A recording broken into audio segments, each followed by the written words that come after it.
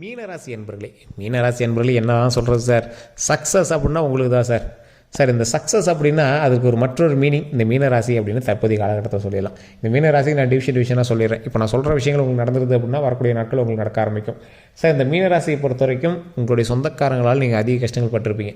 பங்காளியா, மாமச்சனா, அண்ணன் தம்பியா, அப்பா அம்மாவோ, அண்ணன் தங்கச்சி, ஏதோ ஒன்று சொந்தக்காரனால் கஷ்டப்பட்ட ராசியில் முக்கியமான ராசி மீனராசி தான். அவனால் ரொம்ப உங்களோட சொந்தங்கள்லாம் எப்படி இருப்பாங்க அப்படின்னா, உங்களை வளர விட்டு பின்னாடியே முதுகில் தட்டி அடிச்சு விடுவாங்க. அவன் தான் அடிக்கிறானே உங்களுக்கு கொஞ்ச நாள் கழிச்சு தான் தெரியும். அதே போல் கந்திஷ்டி அதிகமாக இருக்கக்கூடிய ராசிகள் இந்த மீன ராசி தற்போது நிலமை இருக்குது. நீங்கள் ஊர் ஃபுல்லாக கோட்டையே கட்டி வச்சுருப்பான், நீங்கள் அந்த இடத்துல ஒரு குடிசை போட்டிருப்பீங்க, உங்களை வந்து 100 பேர் கேள்வி கேட்பான், என்ன அப்படி போட்ட, என்ன அப்படி போட்ட அப்படின்னு. அதனாலேயே உங்களோட சக்ஸஸ் நிறையா விஷயங்களை தடைப்பட்டு இருக்கும். உங்களோட விஷயங்கள் இந்த மீனராசி குறிப்பிட்ட காலகட்டங்களில் வண்டியிலேருந்து கீழே விழுந்திருப்பீங்க.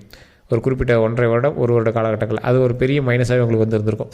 அதே போல் விஷப்பூச்சிகளால் தீண்டப்பட்ட ராசிகள் இந்த மீனராசி ஒன்றாக இருக்கும். உங்களோட லைஃப்பில் ஒரு டைமாவது நீங்கள் வந்து விஷப்பூச்சினால் கடி வாங்கியிருப்பீங்க, ஒரு குழவினாலேயாவது நீங்கள் வந்து கடி வாங்கியிருப்பீங்க. அதே போல் இந்த மீனராசி பிறந்தவங்க அவங்களோட குடும்பத்திற்காகவே செலவு செஞ்சு, எங்கள் குடும்பத்திற்காகவே வேலை செஞ்சு, எங்கள் குடும்பத்திற்காகவே எல்லா விஷயம் செஞ்சு ரொம்ப மாடாக தேஞ்ச ராசி அப்படின்னு சொல்லலாம். இந்த ராசிக்கு ஒரே ஒரு ப்ளஸ்ஸு, என்ன ப்ளஸ் அப்படின்னா, குடும்பத்தில் ஒரு நபராவது உங்கள் பக்கம் நிற்பாங்க. எப்பேற்பட்ட சூழ்நிலையும் உங்கள் பக்கம் நிற்பாங்க. அது யார் அப்படிங்கிறது மாதிரி நீங்கள் நோட் பண்ணிக்கோங்க. நட்பு வட்டாரங்களில் துரோகத்தை மட்டுமே அனுபவிச்ச ராசி இந்த மீனராசி. நட்பு வட்டாரங்களில் ஒருத்தன் துரோகத்தை கொடுத்தான் அப்படின்னா ஒருத்தன் உங்களுக்கு வந்து சக்ஸஸ் கொடுத்துருப்பான்.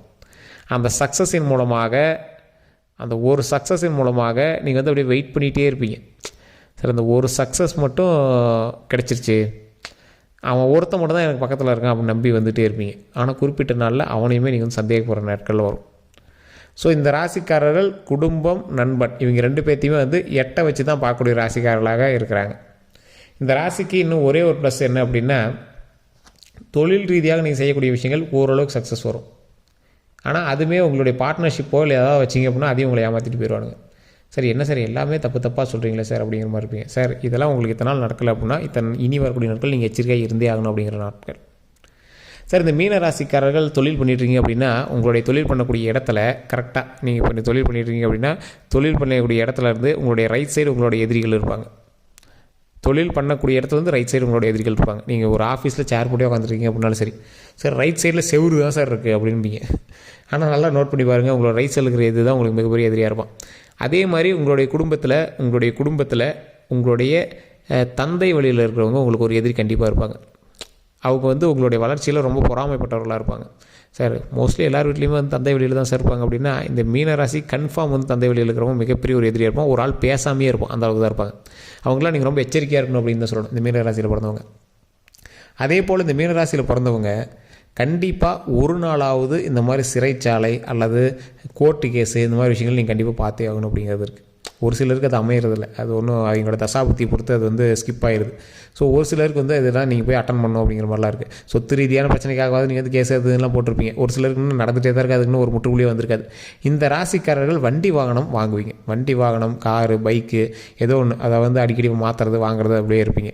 இதில் என்ன ஒரு ப்ளஸ் அப்படின்னா, இந்த வண்டி வாகனம்லாம் வாங்குறீங்கல்ல, இதெல்லாம் வந்து உங்களுடைய அசட் அப்படின்னு நீங்கள் வந்து நினச்சிட்ருப்பீங்க. இதை விட ப்ளஸ் பாயிண்ட்டான விஷயங்கள், நிலவலன், அவங்களுடைய பூர்வீக சொத்து, வீடு, இதெல்லாம் வந்து அசால்ட்டாக நீங்கள் வந்து வாங்கிடுவீங்க. ஒரு பூர்வீக சொத்துலாம் வந்து கிளியரன்ஸ் வாங்கணும், அதில் நீங்கள் வந்து அசால்ட்டாக வாங்குவீங்க. ஆனால் அதுக்கு உங்களுடைய எதிரிகள் அதிகமாக இருப்பாங்க, உங்களை எதிர்த்து நிற்பாங்க. அதெல்லாம் தாண்டி சக்ஸஸை நீங்கள் வந்து வாங்கிடுவீங்க. இருந்தாலும் ஒரு குறிப்பிட்ட விஷயத்தில் உங்களை ஏமாத்திருக்காங்களோ அப்படிங்கிற சந்தேகம் உங்களுக்குள்ளே இருந்துகிட்டே இருக்கும். சின்ன சின்ன விஷயங்கள் உங்களோட நண்பர்களுக்காகவும் உங்களுடைய உறவினர்களுக்காகவும் நீங்கள் வந்து விட்டு கொடுத்துருப்பீங்க. உங்களுடைய தாய் தந்தையர் வந்து உங்களுடைய இப்போ ஒரு 2 மகன்கள் இருக்காங்க, அதுக்கு வந்து தாய் தந்தையர் இருக்காங்க, அதில் நீங்கள் மீனராசிக்காரர்கள் அண்ணனாக இருக்கீங்க அப்படின்னா, உங்கள் தம்பிக்கு வந்து உங்களுடைய அப்பா அம்மா வந்து அதிகமாக கொஞ்சம் கான்சன்ட்ரேட் பண்ணுற மாதிரி உங்களுக்கே தெரியும். ஏன்னா இந்த மீனராசிக்காரர்கள் ஏமாற்று பேரொழிகள் அப்படின்னு சொல்லுவாங்க ஊரில். ஆனால் ஏமாந்த ஒரு ஆள் இருக்கான் அப்படின்னா அது மீனராசிக்காரனாக தான் இருக்கும். ஈஸியாக அவங்களை வந்து ஏமாற்றிடுவாங்க. உனக்கு தாம்பா அவ்வளோ பண்ணோம் அப்படின்னு வந்து ஈஸியாக அவங்களை வந்து மைண்ட் டைவர்ட் பண்ணிடுவாங்க. நீங்களும் பாவம் பார்த்து நிறைய பேருக்கு ஃப்ரீயாக விட்டுருவீங்க. ஸோ இந்த மாதிரி தான் உங்களுடைய காலகட்டங்கள் வந்து இத்தனை நாட்களாக போயிட்டுருக்கு. இந்த ராசிக்காரர்கள் இனியாவது வரக்கூடிய நாட்களில் குலதெய்வ வழிபாடு பண்ணுங்கள். இந்த குலதெய்வ வழிபாட்டினால மிகப்பெரிய நன்மை உண்டு. இந்த குலதெய்வ வழிபாடு பண்ணிவிட்டு நீங்கள் ஒரே ஒரு விஷயத்துக்காக மட்டும் எச்சரிக்கையாக இருந்தே ஆகணும். குலதெய்வ வழிபாடு பண்ணுறீங்க, அதுவும் மாதத்தில் ஒரு நாளோ அல்லது வருடத்தில் ஒரு நாளோ, அப்போ நீங்கள் போய் பண்ணும்போது பெண் தெய்வமாக இருந்தால் பௌர்ணமி, ஆண் தெய்வமாக இருந்தால் அமாவாசை, இது வந்து நார்மலாக எல்லாருமே கும்பிட்றது.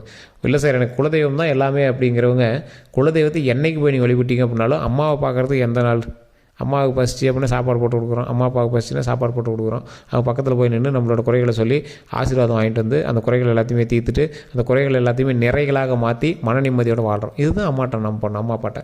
அப்போ குலதெய்வத்துக்கு நம்ம அதை தான் பண்ணி ஆகணும். உங்களுடைய தாய் தந்தையர், உங்களுடைய முன்னோதையர்கள், உங்களுடைய முன்னோர்கள் எல்லாருமே எங்கே இருக்கிறாங்க? குலதெய்வ கோயிலில் தான் இருக்கிறாங்க. அதனால தான் குலதெய்வ கோயிலில் வந்து வருடத்துக்கு ஒரு முறையாவது போய் அங்கே தங்கி இருந்து சாப்பாடு போட்டு செஞ்சு சாப்பிட்டு அங்கே இருக்கிறவங்களெல்லாம் பரிமாறி அந்த சொந்த பந்தங்களோடு சேர்ந்து எங்களை வளர்த்தி கொண்டு வாங்க, என் வம்சத்தை வளர்த்தி கொண்டாங்க அப்படின்னு கும்பிட்றதுங்க.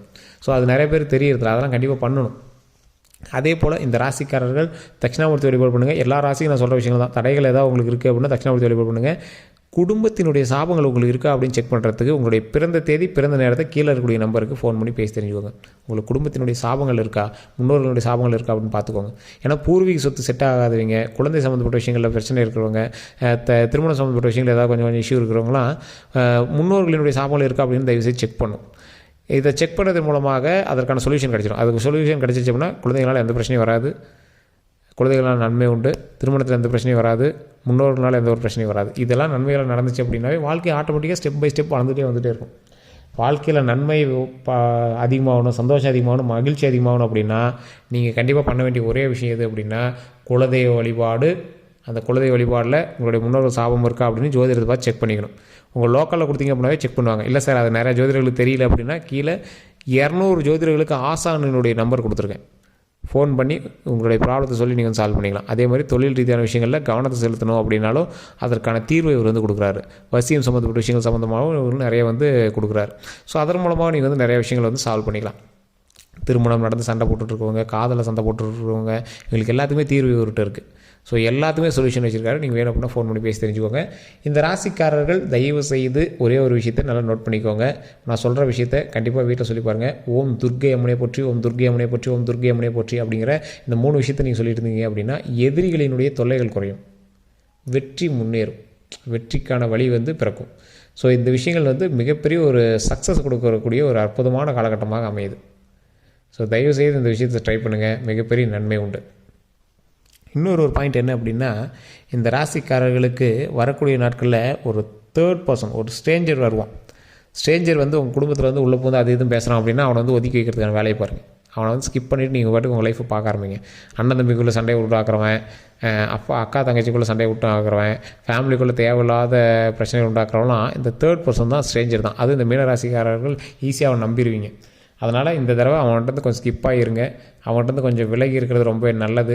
அது மட்டும் இல்லாமல் அந்த ராசிக்காரர்கள், இந்த மீன ராசிக்காரர்கள் எப்பேற்பட்ட ராசிக்காரர்கள் அப்படின்னு போக போக அவனே தெரிஞ்சுக்கிற அளவுக்கு உங்களோட முன்னேற்றம் இருக்கணும். கூட இருந்தே வந்து உங்களை ஸ்கிப் பண்ண வைக்கிறவன் அவன் தான், உங்களோட வளர்ச்சி தடுக்கிறவனும் அவன் தான், ஒரு தேர்ட் பர்சன் தான். அதனால் நீங்கள் கொஞ்சம் அவாய்ட் பண்ணியிருக்கிறது ரொம்ப நல்லது. நட்போட்டாரங்கள்கிட்ட நட்போட்டாரத்தோடு வச்சுக்கோங்க, ரொம்ப வந்து எக்ஸ்ட்ரீம் போகாதீங்க. உங்களுடைய சக்ஸஸை மற்றவங்கள்ட்ட சொல்லாதீங்க. அந்த சக்ஸஸ் வந்து ஜெயிச்சதுக்கப்புறம் பார்த்துக்கலாம். அதனால் அதுக்கு முன்னாடி வேறு யார்ட்டையும் நீங்கள் வந்து சொல்லாதீங்க. அதே போல் பொறுமையும் நிதானத்தையும் கொஞ்சம் அதிகமாக கடைப்பிடிங்க. அதனால் மிகப்பெரிய மகிழ்ச்சியும் மிகப்பெரிய நன்மையும் உண்டு. எச்சரிக்கையாக நிதானமாக நீங்கள் செயல்பட்டால் மிகப்பெரிய லாபம் உண்டு. இந்த ராசிக்காரர்கள் இந்த தைப்பூசத்திற்கு பிறகு உங்களுடைய குலதெய்வ வழிபாடு நீங்கள் என்றைக்கு பண்ணாலும் சரி, கண்டிப்பாக ஒரு நாள் கொஞ்சம் சீக்கிரம் பண்ணுறது ரொம்ப நல்லது. இதை பண்ணிவிட்டு துர்க்கை அம்மன், எல்லா கோயிலும் நீங்கள் சுற்றி வரும்போது, கருவறை சுற்றி வரும்போது துர்க்கை அம்மன் அங்கே இருப்பாங்க. துர்க்கை அம்மன்கிட்ட ஒரு 2 நெய் விளக்கேற்றி உங்களுடைய பிரச்சனைகளை சொல்லி சால்வ் பண்ணிக்கோங்க. அந்த இடத்துல ஒரு பிரசாதம் ஏதோ ஒன்று செஞ்சு அங்கே இருக்கக்கூடிய மக்களுக்கு நீங்கள் கொடுத்தீங்க அப்படின்னா ரொம்பவே நல்லது. இதெல்லாம் பண்ணிவிட்டு உங்களுடைய வாழ்க்கையில் அடுத்து என்ன நடக்கணும் அப்படிங்கிறது நீங்கள் தீர்மானிக்கிறீங்களோ அதை வந்து மைண்டில் வச்சுக்கோங்க. கீழே இருக்கக்கூடிய நம்பருக்கு ஃபோன் பண்ணுங்கள். உங்களுடைய சக்ஸஸ் இது வேணும், கண்டிப்பாக இது நடக்கணும் அப்படின்னா அந்த நம்பருக்கு ஃபோன் பண்ணி உங்களுடைய ப்ராப்ளத்தை சொல்லி நீங்கள் வந்து சால்வ் பண்ணிக்கலாம். சார் இதில் ஒரு எச்சரிக்கையான ஒரு விஷயம் என்ன தெரியுமா? வண்டி வாகனங்கள் வாங்குறீங்கன்னா கவனமாக இருங்க. உடல் ஆரோக்கியத்தில் கவனமாக இருங்க. எலும்பு சம்மந்தப்பட்ட விஷயங்கள், கால் கை சம்மந்தப்பட்ட விஷயத்தில் கொஞ்சம் கவனமாக இருங்க. எலும்பு சம்மந்தப்பட்ட விஷயங்கள் அப்படின்னாவே எல்லாமே அதில் சேர்ந்து வந்துடுது. அதில் கொஞ்சம் பார்த்துருந்தீங்க அப்படின்னா, கவனமாக இருந்தீங்க அப்படின்னா போதுமானது. மற்றபடி எந்த ஒரு இஷ்யூஸும் கிடையாது. ஒரு முன்னோர்களுக்கு உங்களால் செய்ய முடிஞ்ச, உங்களோட வயசானவங்களாம் இருக்காங்க அப்படின்னா உங்களால் செய்ய முடிஞ்ச ஒரு நல்ல விஷயத்தை செய்யுங்க. ஒரு பெட்ஷீட்டோ, எங்களுக்கு ட்ரெஸ்ஸோ அல்லது உணவோ, அவங்களுக்கு என்ன தேவையோ அதை வந்து செஞ்சீங்க அப்படின்னா எங்களுக்கு ஒரு சந்தோஷமான மனநிலை உண்டாகும். அந்த சந்தோஷமான மனநிலையின் மூலமாக மிகப்பெரிய நன்மையும் உண்டாகும். எந்த அளவுக்கு நீங்கள் வந்து முன்னேறி வரீங்க அப்படின்னா, உங்களுடைய வாழ்க்கையில் நீங்கள் முன்னாடி வர்றது உங்களுடைய எதிரியே உங்கள் பக்கத்தில் வந்து உங்கள்கிட்ட கை கொடுத்து பேச ஆரம்பிப்பான். நீங்கள் எத்தனை நாள் எதிரியாக நினச்சிங்களோ அவனே உங்களுக்கு மரியாதையை கொடுத்து உங்கள் பக்கத்தில் வந்து கை கொடுத்து பேச ஆரம்பிப்பான். அந்த மாதிரி நாட்கள்லாம் வெகு தூரத்தில் இல்லை. பக்கத்தில் தான் இருக்குது. உங்களை வந்து வணங்க போகிறான், உங்கள்கிட்ட வந்து மன்னிப்பு கேட்க போகிறான், உங்கள்கிட்ட வந்து சக்ஸஸை பற்றி பேச போகிறான். நீங்கள் பார்த்துக்கலாம்பா அப்படின்னு சொல்லுவீங்க. அந்த அளவுக்கு வந்து நீங்களுமே வந்து இறங்கி வந்து அவன்கிட்ட பேசுவீங்க. ஒரு வெற்றியினுடைய உச்சத்தில் வந்து இனி வரக்கூடிய காலகட்டங்களில் வரப்போகிறீங்க. அதுக்கு தகுந்த மாதிரி நீங்களும் ரெடி ஆகிக்காங்க. வார்த்தைக்கு அதுக்கு தகுந்த மாதிரி பயன்படுத்த ஆரம்பிச்சுக்கோங்க. எல்லாமே சக்ஸஸாக நடக்க போகுது. வரக்கூடிய நாட்களும் சக்ஸஸாக மாறப்போகுது. இதெல்லாம் உங்களுக்கு நடக்கணும் அப்படின்னா கண்டிப்பாக நம்மளோட சேனலை ஃபாலோ பண்ணிவிட்டு கீழே இருக்கக்கூடிய நம்பருக்கு ஃபோன் பண்ணி உங்களுடைய கட்டங்கள்